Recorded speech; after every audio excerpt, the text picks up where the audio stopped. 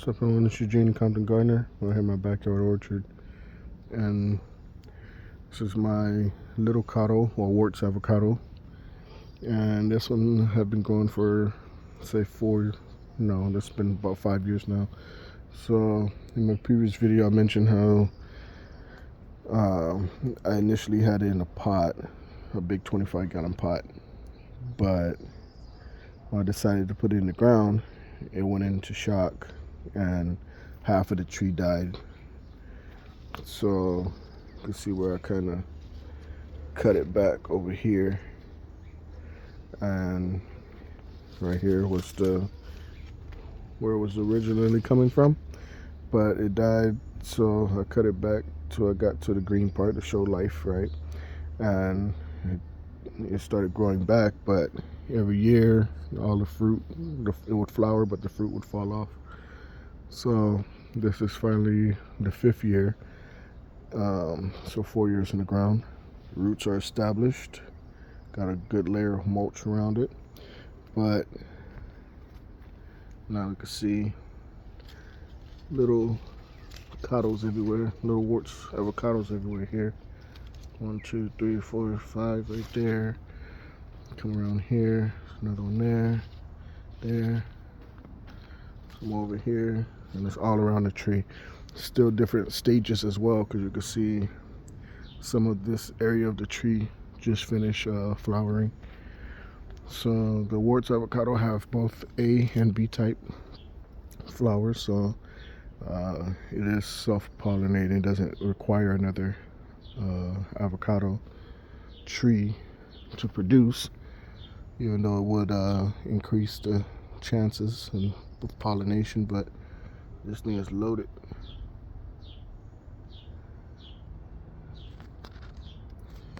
Some of them may fall off. Don't get scared if that happens. But what I'm doing now, I created a splint for the tree, because I need a new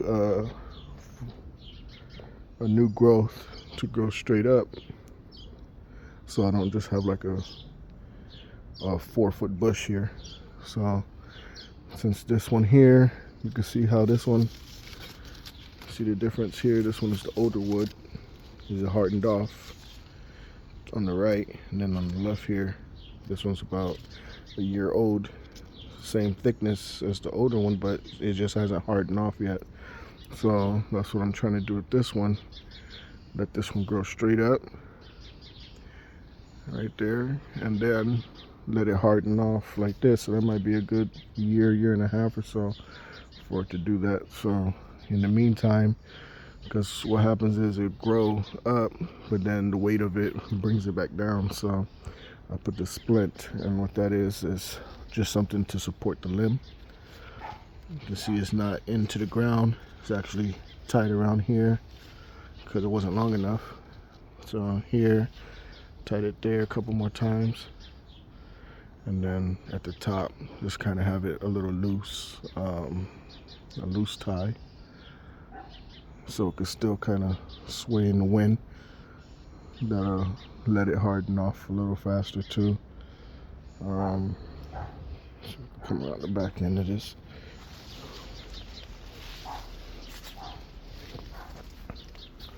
So again, like I said, see, avocados everywhere. And this is like I said, the first year is fruiting this much, so I'm not sure exactly how much of it would hold, but I make sure that the soil's moist, it has a good layer of mulch on there, and give it every possible chance to hold all of the fruit if it can. So when they fall off on the flowering stage, just like this, like the petals just kind of dry up, and that's when you know it didn't get pollinated. But once you see like this one here, see nothing was pollinated on there, so everything fell off. This one had well, all 3 of those got possibly pollinated because they're growing. So that's pretty much it. I want to show y'all about being a little patient here.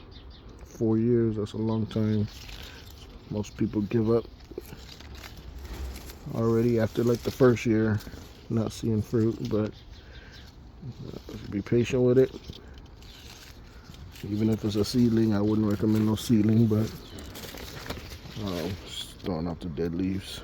And avocados will drop their leaves as well, so don't get scared. This one right here is pretty lush and green right now.